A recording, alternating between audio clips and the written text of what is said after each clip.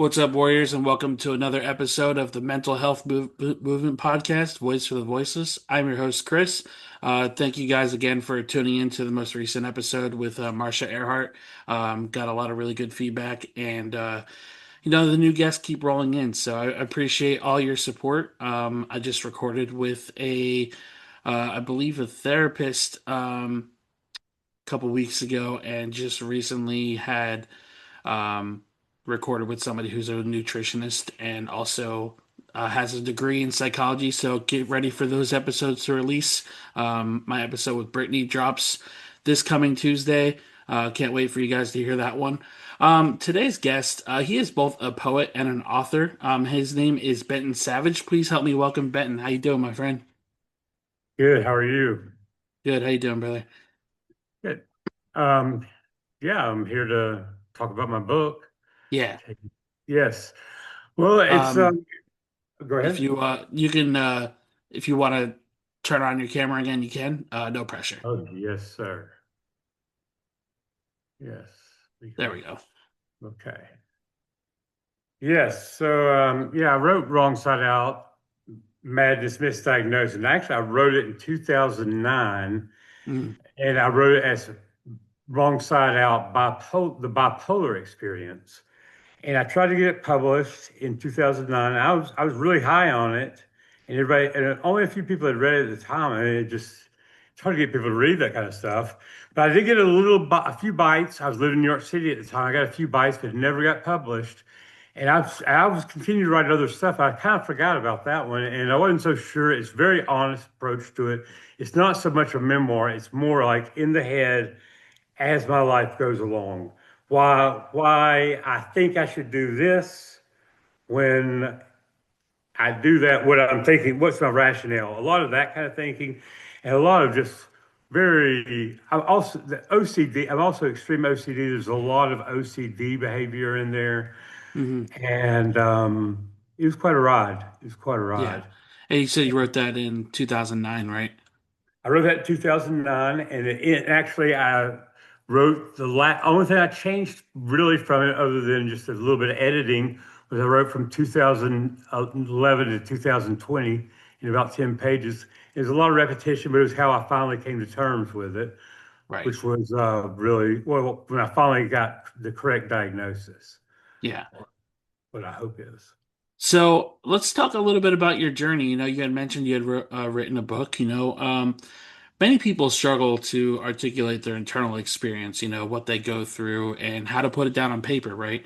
How did you learn to give language to your own experience?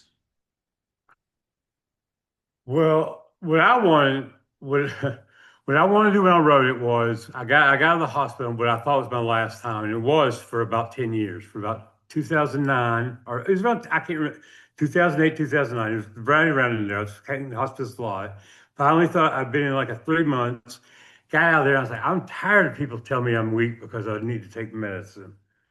And so I was like, I'm just going to tell it like it is. I'm going to write exactly how my life has been for the last 10 years, what's been going on, what I've been doing, why I've been doing it. And then you tell me I haven't been right. It was very, in your face, not in your face, like, I can do this, that, and the other. It's not like that. It's just like, you tell me that my mind doesn't need to be on medication because this mind needs to be on medication.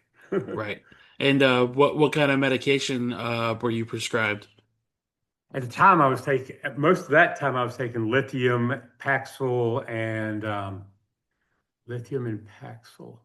Yes, yes. It's been a while. I don't take either of those anymore. It's been a long. I mean, it's been a long journey. When I was Yeah, taking when I was taking back then, but I was taking lithium. I tried Depakote at one point, right, and I really didn't like those, but they continued me on them. And then I got into Zyprexa. That helped a good bit. And then now on Abilify and Wellbutrin and for the um, Prozac for the OCD. And that's right. amazingly enough, I really have never taken Prozac until now. All And that is crazy drugs and never did Prozac. um so is all of that medication just for the OCD, or is it for other diagnoses as well? the schizophrenia, and it's a wonder. I would say I would say that I mean, for me, the schizophrenia, the drug really knocks it. I'm better now than when I thought I was bipolar and taking that. I mean, I can do things now. And I really, the OCD is what holds me back more now. But when I'm off medication, which I was for about a year in Mhm. 2019 or and 2020, right through COVID, I mean, I was bonkers. Yeah. And it was a rough period for me. And yeah, but once I got on the medication, if I stay on medication, I can really kind of get around now. And I have my best friend down here in Florida is he's basically on the same meds, and I mean I mean we don't do great. We don't kill it, but he's like the schizophrenia is not really necessarily the problem. Right. We can't really just throw everything under the bus here. Yeah. We got the capabilities to do what we can. Right. How old were you when you were diagnosed with schizophrenia? I was diagnosed in 2020. Oh, And wow. yeah. And I was originally diagnosed with bipolar in 1998. So I you went think, from 98 to 2020 thinking you had bipolar to find out it was something else. yeah, Wow. wow, I know. And the thing is, this is my feeling on it. I was talking, I talk about this every once in a while lately because I've been doing these podcasts, and it's like, I think they're afraid. I think psychiatrists don't want to, once it gets in your chart, they don't want to really bump you up to schizophrenic unless they got to. And that last Yeah. year, they had to do something. I mean, they're like, Mhm. this bipolar's not cutting it for this kid. Um, but yeah, I think they just didn't want to change it. Yeah. Didn't even though when I look back on it, you read this book. Another good friend of mine is like I not all my friends are mentally ill, but the three that are like to read my books, and he he's bipolar, and he was like he read it, and and I hadn't seen him in 20 years. He's like, you're not bipolar. Because he was originally called the bipolar experience. He read it under that title. He's one of the main reasons I got it published. Is he said that you obviously got some issues, but you are not bipolar. And I was like, I know I'm not. I was like, I'm actually, like I was telling you. And he was like, yeah, I thought so. Yeah, that makes more sense because he didn't have the same issue. So it is a different diagnosis. But I had that book out, trying to publish a book about something. It's like, obviously, I got to change the title. I Right. mean, Right. so So when you were diagnosed, the correct diagnosis, if you will, I guess how did that make you feel? Like, did it start mm, making sense why your behaviors were the way that they were, and did it feel kind of like perhaps some kind of closure, not closure, but just clarification on, oh yeah, that makes sense why I'm feeling this way, not bipolar. yeah. That is actually in the book. I mean, that is actually the last 2 pages of the book. I end it kind of abruptly with the moment that I am told, and the doctor says, "You're going to be okay. You just got it." What he really said was, I've been, by that time, I had been by the time I got diagnosed schizophrenic, I was still kind of not med compliant and all that kind of stuff. I was still wandering around. I mean, I was still really, I mean, somebody mentioned it, and then I was really kind of hospital to hospital. So, I mean, it took a while to get it bumped up. Finally, Yeah. somebody said, I don't think you're bipolar. And this was just a psychiatric session, not in a hospital session. So it couldn't really get moving. And, then it just finally got there. But the OCD diagnosis, is what's really saved me. That's really a lot.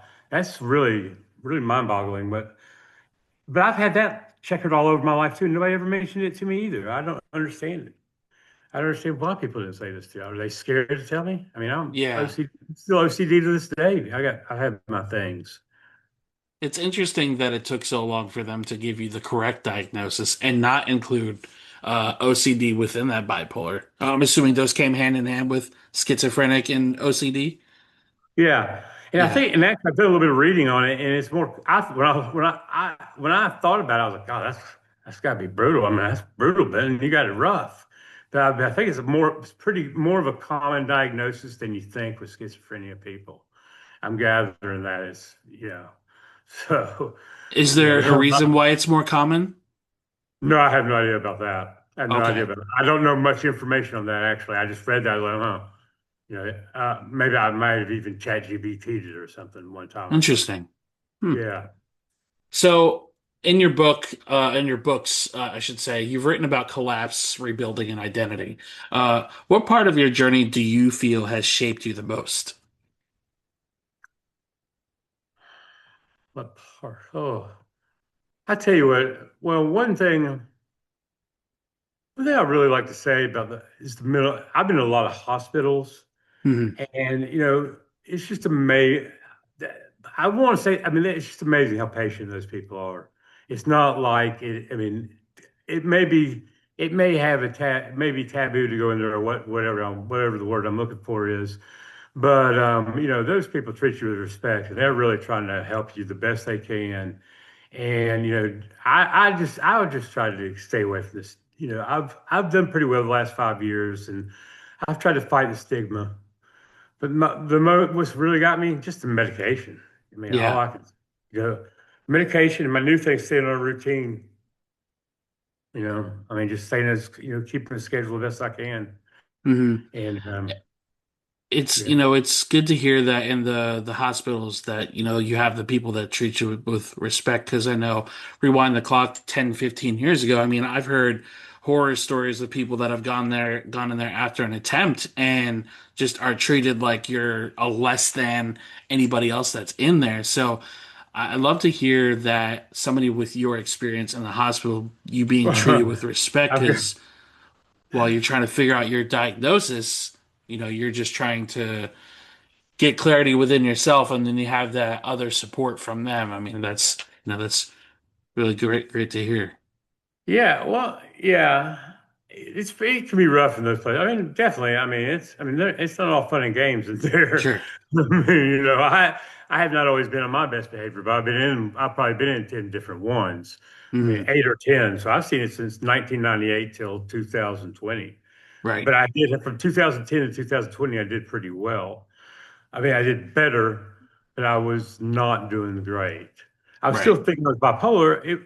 Getting the correct diagnosis was very important to me. Even if Zyprexa uh, is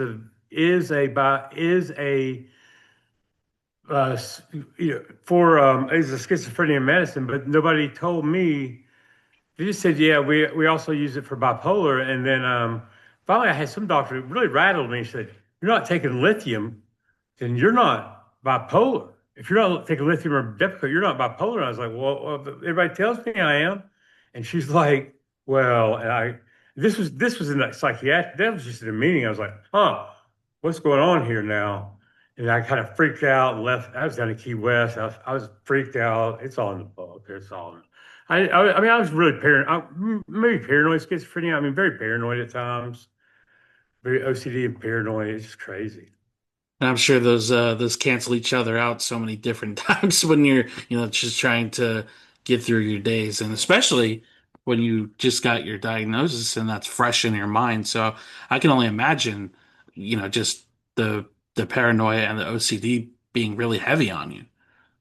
Well, at the time when she said you're not bipolar, actually, I Hmm. believe this was at the point where I was like, I've been diagnosed bipolar, but I don't think I am. I Hmm. think I was at that point. She's like, "Well, what medication were you taking?" And I was I was being honest. I was trying to convince her that I was completely normal and blah blah blah. Just because I ended up Right. in Key West randomly and knocking at your door, this is all good.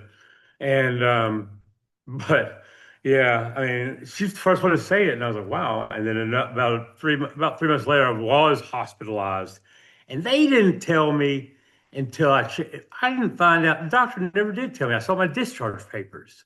They don't want to tell you that you are schizophrenic. They Hmm. do not want to give you that. If they've given you something lesser than that, maybe now they just throw it around anyway. But they held on to that one forever with me. Wow. That's crazy Yeah. that they don't tell you that straight up like that. Mhm. And you had to find out through your papers. That's Yeah. Oh no. Oh no. I'm not. Yeah. Oh, it's really brutal. It's Yeah. pretty brutal. Yeah, I was very bitter about that. Yeah. Hmm. I was bitter about that. And it makes, just getting what feels right and being told the truth. I mean, it just Hmm. means something. I was very, like I said, I was paranoid. I was very suspicious of doctors. That's Hmm. why I thought my doctor was like my girlfriend. I mean, come on. I mean, Right. I'm not going to call me the best patient that came around. But whatever. When you found out your diagnosis on your discharge papers, did you confront that doctor at all, or is it just kind of now you have a diagnosis on paper? What did you do with it from there? Did you confront I him? never saw that doctor again. Oh No, wow. rarely. No, it was in my hometown too. Okay. Actually, of all the places I've been all around. I've been in hospitals from California to Miami to New York City, and and then I get this diagnosis in my home. I get this written on my on papers in my hometown, and no, they don't even tell me. And I've only been back to my hometown once since that time. Yeah, I was gonna say I can imagine there being like maybe some sort of trigger with your hometown because of that, right? Would you say it's a Well, I trigger of some was sort? well, it wasn't too bad because it was all around. It would be odd around some people because I mean my behavior at times, I just you're just saying odd things. It kind of feels embarrassed. Not embarrassing. Right, You're just like, you can't really, you're just kind of, it's hard to really, hey, give an opinion on something like, huh? Yeah, right. buddy. I mean, they don't really do it. I mean, they don't like look down on you. It's just like, I mean, they've seen it. They don't know you That's that well in the silent. first place. Yeah, that's silent Yeah. judgment. Yeah, yeah. It's like maybe it's paranoia. I don't know. It's just like Mm, I don't feel that come from my hometown. That's sad. Even though I don't want to live in my hometown, it is a nice place to grow up. I never had a right. problem with that. So, are you from down here in Florida? No, I'm actually from Cleveland, Tennessee, Okay, okay, you're from right near Tennessee. Chattanooga. Nice. Chattanooga. And yeah. So and then I went to school at University of Georgia, and I randomly came through here to Fort Walton Beach, and yeah, yeah, I was down in New Orleans, down there. Yeah, I've lived around. I've just moved around. I think what I'm actually writing right now, since I'm talking about it, what's really been, you asked me what's been the most helpful is I'm writing another book right now called The Stoic Alcoholic, and it's a journal. And I'll try to write it. The idea was when I started it, it was going to be, I woke up, I've been thinking about this book for about a week. I was like, oh, I've got a drinking problem. I mean, I did. I'm doing really well these days because of this journal, and it's about the year's about up. But it's 300. It's going to be the first 366 days of sobriety, and then I wrote like 100 pages, and now I did like 100 days and 100 pages, and I fell off the wagon or on the wagon, whatever. And Yeah. then I didn't write for a few months, and then I was like, well, I really want to finish this book. I need to get serious about this alcohol. And I really worked it hard the last 3 months, writing about it and reading about it and really, really focusing on it. I was taking it kind of for granted that, if I wanted to stop, I could stop. Now I Yeah. realize, okay, I'm gonna have to really put some work in here. Hmm. Write I put my heart in my writing the best I can. And I always end it with, I like in my other book, Fortune Cookies, I have these quotes that I write. They're kind of poetry, but they're like, we'll call them words of wisdom. I call them Bentonisms. I love And it. put a Bentonism at the top, and then I write about my day or what I'm thinking about that day, or maybe writing about 10 years ago, but whatever's on my mind at that moment, whatever I can get a page down roughly on. Hmm. And then towards the end, I started reading the Stoic philosophers. Have you ever Hmm. read any of them? Are you familiar with them?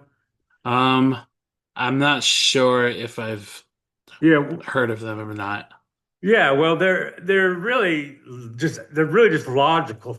I mean, they're just like very logical. Like, I mean, just being a person of virtue is the key to happiness. Just be a good Right. person, and reflect and try to be, do the right things, and that's the key to happiness. And make Right. good decisions, make sound decisions. Hmm. And it's just logic. And but I mean, it's really, if you read it over and over, it's pretty cool.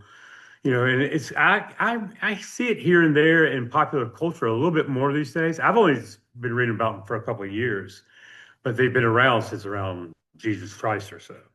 Right. So you'd mentioned, your struggles with alcohol and everything, and I guess if you're comfortable in answering, absolutely no pressure here. Have you ever gone to Alcoholics Anonymous or anything? Like, have you ever searched any of those resources, or I guess what does the journey to sobriety look like for you? Ooh, that's a very good question. That journey for sobriety is right in there, and it's a whole different. And really, I try. Yeah, it's a whole different thing. I went to my first AA meeting back in 1998, shortly after I was diagnosed as bipolar, and Hmm. actually I was living in California, and I got in two DUIs in a week. I didn't really have any family out there or friends. I was kind of out there randomly enough because I was off my medication when I got out there, and it was a rough year. And then my lawyer's like, you got to go to AA. And I can't remember if I had to get people to sign or do that shit. They hate that, and I hated it too because I didn't want to be there. They knew I didn't want to be there, and they knew I had to be there, and they knew I needed to be there, and it just wasn't good. Yeah. I've done that a couple of times actually, where I've done the signature thing. And I did go about 10 years ago. I did go, and I had a really good run with it for a few months. But no, no, I have not had much success with that. See Yeah. what finally started to turn the corner for me is I got another DUI, my third one. I hadn't had one in a long time, and I got my third one about 2 or 3 years ago. And then in Florida, that's serious business Hmm. when you get three. And I didn't know that it's one DUI and then the next one you're going with your license. Anyway, I got fortunate on that one, real fortunate, because I mean mine was so old. But I don't know, just luck, lawyer, we'll call it what it is. But what was I going to say about that? Oh yeah, the alcohol class. I was like, I was like, I'm really going to take them seriously. I mean, I really need to address this. This is really getting out of hand. I'm now 52, 50, 51, 52 years old at the time. I'm like, it's time to put up or shut up about life. You can't just say, what could I have been? And so Hmm. I really took it seriously, listened to him, and it was a long battle. And then that was probably a year and a half ago. It's Yeah. been a long battle. That's when it started. I mean, it started right there. I was like, I really was like focusing. Everybody in the class was pretty honest about their drinking, and it's like it was a good environment. It was a good Yeah. environment. AA, I always felt the few. I don't know. I don't want to talk bad about AA because I Yeah. wouldn't talk bad about AA, but you got to be in the right meeting, from what I Yeah. understand. I was gonna say, growing up in a family full of addicts, I went to AA or NA with my mom, and I have seen people who have, shared the same sentiment that NA wasn't for them and that it doesn't work for them. Um, I can see why the program doesn't work for a lot of people. Obviously, I'm not going to drag it either because I think it is a great resource. But to your point, you got to find the right meeting, got to find the right collection of people because unfortunately, if you grow up and I know a lot of AA, NA meetings are faith-based and you didn't grow up having that strong background in your life, it's just kind of it might turn you off to the first experience because they lead in prayer or whatever that meeting happens to be running with. So I can definitely understand why um, people wouldn't see very much success in those programs. I can tell you the moment when I was really doing better and better. I'd never really read any. I'd read the big book, and I mean, not all of it. Or whatever. I read enough of it. And I like yeah, that's okay. But I read, I mean, that's okay. That's like 1940s stuff, if you ask me, or whenever. I mean, it seems a little dated. Hmm. But it's a lot of people. A lot of people does a lot of people a lot of good. But I read this book, and I believe it's called The Naked Mind, and it's written by from. Oh God, I wish I was more prepared for this part, but it really changed my whole outlook on alcohol. I read it like 3 months ago, 4 months ago. I mean, I was drinking 4 months ago. Now I don't even really want to drink. And at the start of the book, she says, "You can go ahead and if you're drinking right now when you start this book, you can continue to drink as you read this book." I was like, "Okay, okay, you got my interest now." And she said, "But you won't want to by the end of this book." And I Mm. don't want to. I swear, I can't believe it. I never believe that stuff. I mean, I'm not that. I mean, I can be impressionable, but it really is a good book. It's really kind of it's told from a health. It's so many different angles why alcohol is just not good for you. And Right. even if you just drink heavily and you're not like, like I am, or maybe, whoever is listening to this show, you know what I'm talking about. They know what I'm talking Right. about. They're not just weekend warriors. And, and yeah, I mean, but I would highly recommend The Naked Mind by Grace. I wish I could think of it, but I can't right now. It's Yeah. really good. I would highly recommend that to anybody who likes to read it. And that's serious. That's better than my book. I'll definitely. I think having those kind of resources is great because so many of us learn differently, right? And Yeah. you said you're 4 months off of drinking, right? You said 4 or 3? Yes. 4 months. But one thing I was going to say about the Stoic alcoholic is, I, this is what's working for me right now is I'm not, I haven't drank in like 2.5 months, but I don't consider me a non-drinker right now. I call it the Stoic alcoholic. I think I'm going to change it to it's not about the days Mm, because it got to be more of a concept with me that just the length of time was kind of overwhelming to me, and that yeah. I would get those days in and I'd drink and I'd feel like a failure. And when I did fall off a little while back, I only fell for a day, which is a miracle. I hadn't done that in 15 years where I've done one day and just quit again. I usually Right. just say, "Oh, the hell with it! You'll never make it." And I did it, and I was like, I stopped. I was reading that book too about that same time. I was like, "Oh, this is a little bit different here. Hold on." So, we'll see how it goes. But Yeah. that book is really amazing. It really makes you Yeah. just go, man. It says if you're drinking, every drop you take, you're making your life. You're making worse decisions, and you're making bad decisions. You're bad decisions about your mind and your health going forward. If you want to do that, go ahead and do it. You Right. know, Right. you know that in your head, but the way she explains it was really good, I thought. You brought up something I actually really agree with. The amount of days becomes overwhelming, right? Mhm. Um, when the year being sober comes up or the 30 days being clean, 60, 70, so on and so forth. I can see how that would be overwhelming for somebody trying to fight to get sober, right? Because you fall off the wagon and you said it yourself. You feel like you failed and you feel like, oh well, I'm just gonna fall off anyway. I'm just whatever. I'm just gonna drink some more, right? Hmm. And I love that you brought that up because I think it's so important to hear for people that are trying to get sober. It's not about the days, right? It's about the journey that you're walking right now. It's Right. you're working to get sober and it's not going to happen overnight. It might not even happen over a week. I mean, you said you fell off one day and then you stopped completely. So I mean, Right. just know I know that we just met, but I am super rooting for you, dude. Like that's just I think Thanks. that's incredible that it took a book, and I don't want to like downplay the impact that Oh, that book had.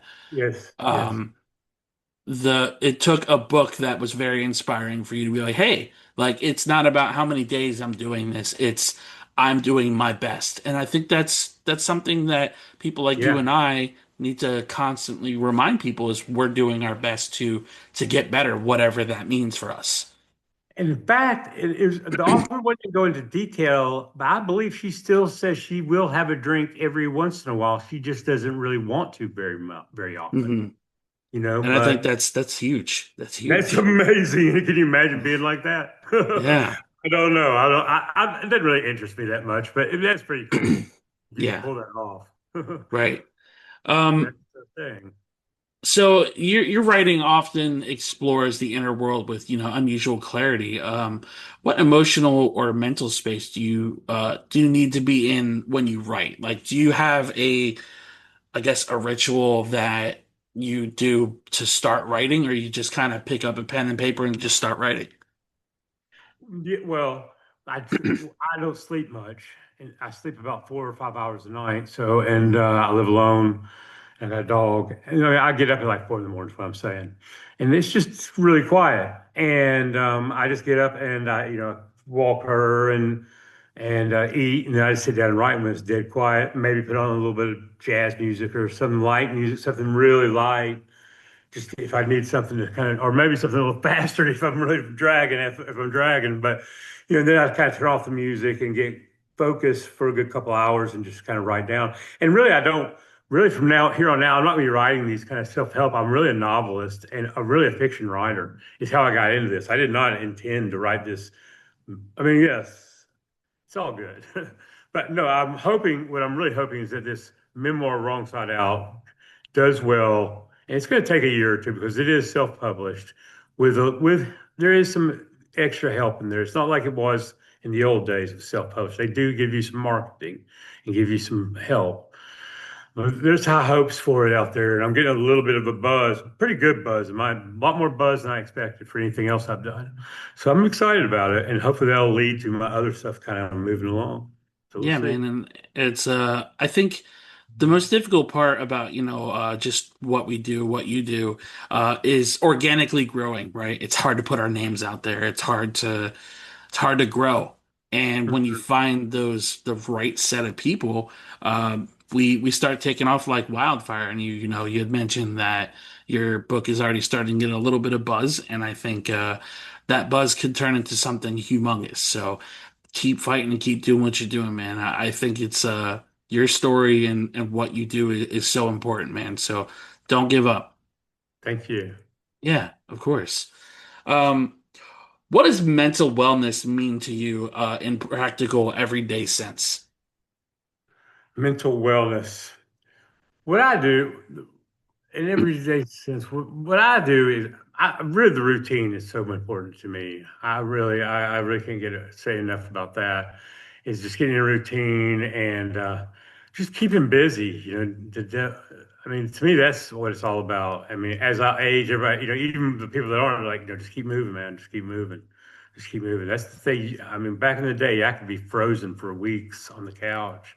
You just got Mm, to get up every day and just some days are better than others. yeah, Today hasn't been the best for me, right. but it hadn't been a bad day. It's just Yeah, hadn't, worn out. yeah. And to kind of piggyback off of that question, when you feel yourself slipping into old patterns, what helps you interrupt that cycle? Exercise. I'm Exercise, okay. I'm a big believer in big. I mean, I'm not. I mean, I'm not super. I'm pretty healthy. I mean, I believe that living the good life, living the virtuous life. I've always been a pretty good exerciser throughout my life, so that's not really that surprising. I ride a stationary bike for like 30 minutes a day, probably 5 or 6 times a week, and I just watch TV while I'm doing it and do some push-ups and sit-ups. It's about 40 minutes of stuff, and but it's good. Do it every day. Really, that holds off my depression. It's hard to be depressed if I can get that in by like 9 o'clock in the morning and just get on with my day. It's hard to have a bad day after that. Yeah. Yeah, that I mean, I think we when we were going through the pandemic and a lot of people were saying, "Oh, well, the shot's going to make everything better," right? We That conversation dragged out forever, right? mhm. And all these people that were getting sick and that were, the after effects of some of the shots. And a lot of people were saying exercise. Exercise will help you fight those conditions that you have. And I think even in the mental health community, I know they say exercise is a good way to clear your mind, to get your heart not only going, but just kind of release all of that negative energy. I ride pretty hard on the bike. If I didn't have a bad car wreck a couple of years ago and have like, I would walk 30 minutes a day. 30 minutes of walking is all you need. You do Yeah. 30 minutes walking every day, it will. And if you haven't exercised before that, I'm not talking about weight gain. I'm just talking about for your head. It'll get you 30 minutes. If you give it a good effort, 30 minutes. I mean, get out there and work it. I mean, you can't sit there and, you know, listen to music or whatever. You can do whatever you want, but Yeah. get into it, and it will make a big difference. It does in my life, at least. It's very important. It's been important for Yeah. my whole life, my whole I adult think life. the biggest thing for me, because I work from home and the podcast is sitting down as well, is um being going outside and just going for a walk in the middle of the shift or on lunch or something, whatever it is, and keeping that in a routine. You know, you had mentioned routine, and that routine is such a great thing, and Mhm. you gotta want to change to get better, whether it's your mental health, whether it's your physical health. If you're just sitting there saying, woe is me, why isn't life taking care of me? You're just going to get stuck in that cycle and, fall into bad habits again and overeat or whatever it is that bad habit looks like. Um, and I myself am trying really hard to create that routine of going for walks after work. And it's hard. It's really hard. Oh yeah, it's hard to keep the routine, and Hmm. but you got to at the same time. You can't let a day or two let you go. Man, this is no good. I'm liking this lazy life. It's not that bad. Just you guys. I mean, it takes it just it's ongoing, and you got to realize you can't keep your routine every day. You Yeah, just can't. Stuff comes up. right. These things. I had a friend that he got me into rituals, not rituals, but like just things he did every day. He's like he said I had missed a day flossing in 12 years. I was like, holy cow. And he's like, I've taken my dog to the dog park. This guy's a normal guy. And he didn't have these kind of issues. And he's like, I took my dog to the dog. He takes dog park every day for every time except like five times in 3 years. Just little things like that. I started doing little things like that, trying to do the exercise. And I was like getting more into the routine. And I got a pretty good thing going now. The last month or two, I'm really clicking along. But I know it's not always going to be easy like that. The Yeah. winter in North Florida is a little bit slower. Yeah. Yeah. So, we talked about mental wellness and what that means to you. What does success mean to you? Well, yeah, well, I've also what I really do. I've got success would be this book doing well and making a difference. I mean, that's the book. This book's probably the most important thing I'll ever do in my life, unless I write something. Yeah, I mean, even though my other stuff will be is maybe read more, maybe read too, is that I mean, as far as like making an impact on, I mean, because I really think this book, the people who've read it really like Benton. This is really, really good. This needs to be out there, Yeah. and I feel good about it. I'm a little nervous because it really is embarrassing. I mean, it is humiliating at times. You're gonna go. My sister read it, and she was like, "You just want to look at it and go." God, this guy went through this in his head. She's like, I knew you had it bad, Benton, but I didn't know some of these things. She's like, you really were hurting. And, I mean, it's just out there. But I've got what I'm really excited about, and I'm not going to plug my business because it wouldn't do me any good here. But I've got a little property management business I've got going in short-term rental property management business. And what really looks like success for me is to continue this routine of writing. I'm single. I don't even have a girlfriend right now. Hopefully I will stay that way forever, but whatever. I got a dog and some friends, and hopefully, just get this property management business to get up to be kind of. I mean, I don't have huge dreams, but grow it, grow it. Yeah. I'd like to have an employee or two. Yeah. Maybe I think it'd be cool if I was not. I'm not on a power trip. I just wanted to prove it to myself that I can do this. I'm getting older. I really hadn't done that much as far as out in the workforce. I've written a lot, but I haven't really done much.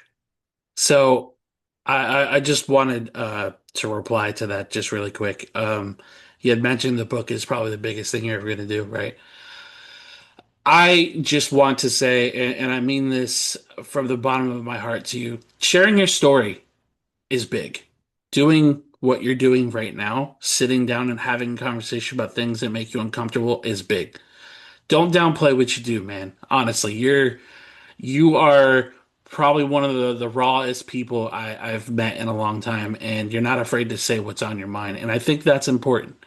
And whether it's this book, whether it's the next book, whether it's a conversation that you have tomorrow, keep being yourself, man, because I think what you're doing is super important. And to me, through a lot of people that will hear this episode, will probably agree with me in saying that what you're doing is really important and is just as big as the book.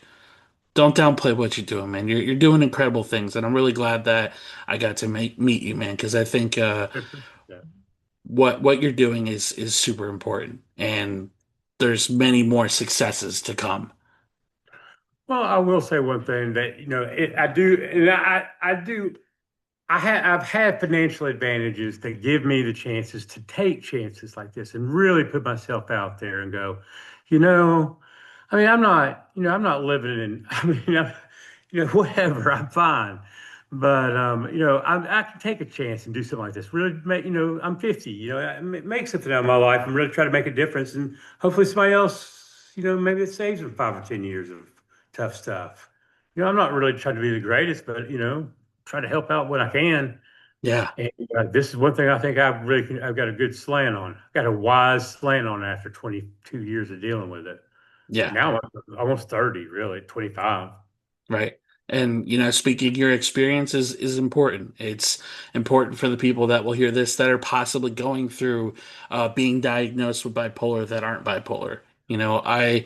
I have a really good friend who, when she was diagnosed with borderline personality disorder, she went 28, 29 years without knowing exactly what she was Hmm. diagnosed with, and doctors would use her as a laboratory rat, saying, "Here, try this medicine, try this medicine, try this medicine." You know how the system goes.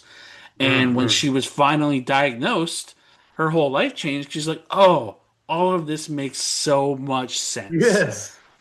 So, What was she? I'm very interested. The personality disorder I know is tough because mhm. I know it's tougher. I don't, it is tough. What was she diagnosed with before? I think they just blanketed it as anxiety and depression, and Okay. just kind of gave her the general spectrum of, "Here, take these medicines, it'll help you," and it never did. Hmm. Um, and when she finally got the right diagnosis from the right doctor, she was able to pair herself with a psychologist and get the medicine that she needed. And she's a completely different person now. Much like yourself dealing So with being so important to get that misdiagnosed. diagnosis. You just want to hear the truth. Yeah. Okay, this all makes sense. I'm OCD and schizophrenia. Okay, because I never understood this bipolar. I never felt those things that they, I mean, I felt them, but I mean, I was definitely manic, but I don't know. It just didn't feel quite right to me. But the next step is schizophrenia. You don't want to hear it, but I mean, you need to if you're not doing well, consider. I mean, don't blame it on don't consider your options. I mean, I just took the doctor's word for it the best I could. I was Yeah. frustrated anyway. I didn't want to believe in anything, so I Hmm. was not the best patient. So I was not helpful along the way, but whatever. And I'm sure hearing the final diagnosis and what you're actually going through, being that I guess closure in a sense to, wow, yeah, that makes a lot more sense than bipolar. Bipolar isn't what I felt my whole life. So hearing that out loud, I'd be like, oh, yeah, okay, I'm that. And Mhm. which kind of brings me to a follow-up question.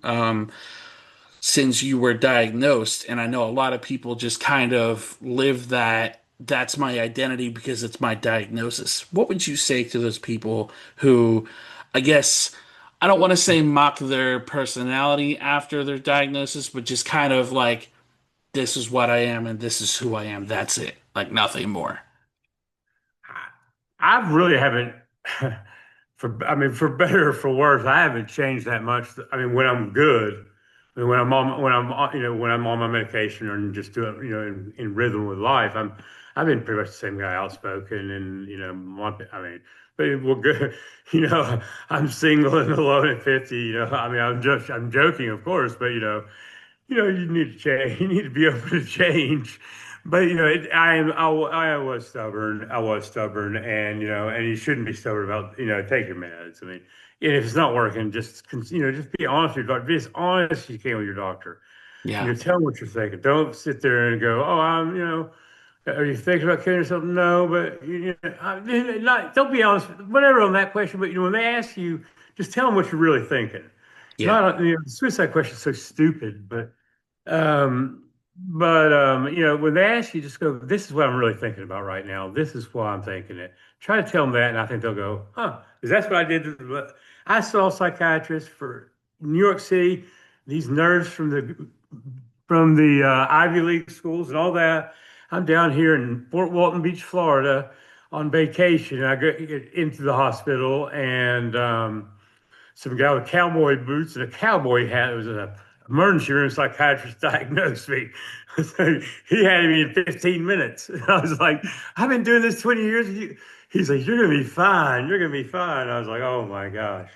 Oh my gosh. It's amazing that when you look at some of these people that are so educated, right, and have these years or even decades of quote unquote experience, and then it just takes that one person who was probably doing it 5, 10 years less than the said person, when they can just, hey, I recognize that this is what it is. It's not this. Yeah. Um, He I said always right away, he found said, it, you've got OCD. He said, you've got OCD. I said, about schizophrenia? He's like, I guess, but he's like, you've been diagnosed, you're taking medication for schizophrenia. We just need to get you on a different one. But he's like, you're so OCD, it's obvious. But I'm not one of those cleaning types. I don't sit around and clean. It just gets in my head and just gets in my head. And, I can do some eating too when I want to, that kind of thing. yeah, And I can right. really get focused. I mean, Um, what would you say to someone who feels misunderstood or mislabeled? I guess we more or less kind of talked about the mislabeled part. Being misunderstood, I guess, would be the right part of that question. just, I just fight through it the best you can. Like everybody says, everybody's got something, Yeah. and this one's a little bit different, but that's what everybody says. Everybody does have something or believes they have something that's holding them back. Hmm. Now, and if they believe it, it doesn't matter if it is or isn't true, it's holding them back. So you got to work through them.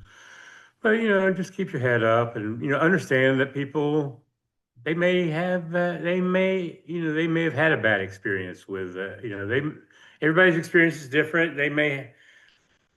You can't change people's mind on the spot. I mean, that's really one of my goals going forward is just to live a productive life. Yeah. Write some couple pretty good books and have a little business going, and hopefully, just be a good, live a virtuous life like the Stoics Right. preach. Um, what do you hope listeners take away from your books and I guess your story as well? I will always, it's so simple, but I will always say, man, if you're thinking you don't need to take that, if you've been taking those meds and you get off and you're having problems, stay on your meds. I mean, Yeah. that's the first step. That's why I didn't get in trouble for 10 years. I stayed on my meds for 10 years, and I wasn't doing especially well, and I was thought I was bipolar, and I was still struggling. I wasn't really holding jobs, but I did stay out of hospitals. And I wasn't a real nuisance on society.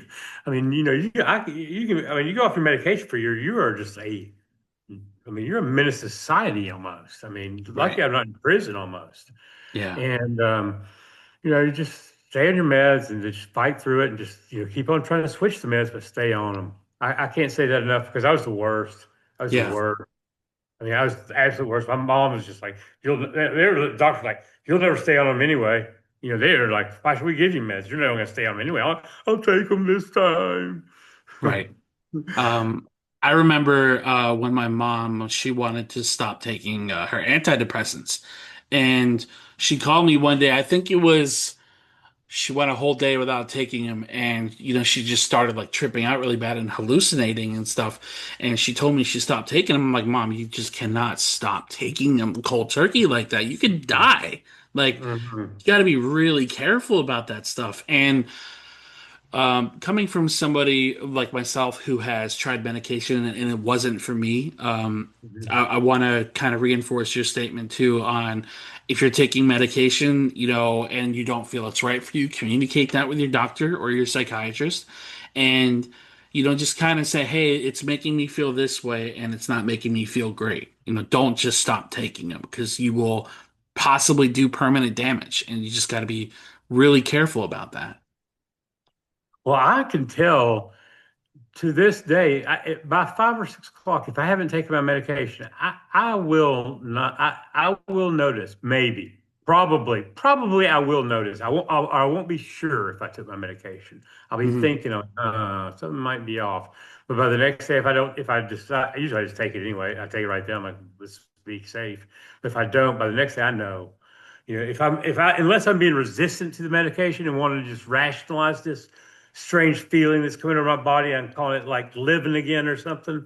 Right. And because you got a little more energy and you got a little more kind of interesting thoughts, even though they're not really that interesting. And but you get a little pep. And if you're working, if you want to overlook those things, you can, and then you do that for about a couple of weeks, and I do that for a couple of weeks, and there's no coming back. Right. And Right. wow, you can't even talk sense to me. You basically have to hold. I have been, I have been tied up to make me take my medication before in the hospital, which I'm Wow. sure is against the rules. But thank God they did it. They're just like, listen, you're not getting out of here till you take your medication. We're tired of dealing with you. Yeah. Yeah. Tied me up. They tied me up. Um, so before we get to the closing words of our podcast today, where can our listeners find your book and where can our listeners find you? The My book is on Amazon. It's Wrong Side Out, Madness Misdiagnosed, or you can type in my name, Benton Savage. That will probably pull up my roster, not roster, short roster, a couple other books. My author page is bentonsavageauthor.com. And I've got uh, and then there's savagevacationrentals.com, but I don't think, yes. Perfect. So before I read my quote, do you have any closing words that you want to share with the listeners? Oh no, you're gonna close with a quote. That's great. Okay. So the quote that I have is from Amit, Maine, and it is the heart of a survivor. It might be dusty and hidden away, but it is there somewhere inside of you. The heart of a survivor. Courage, tenacity, strength. So don't shy away from the hard times. They are your chance to shine. Struggle develops, strength and storms make you stronger.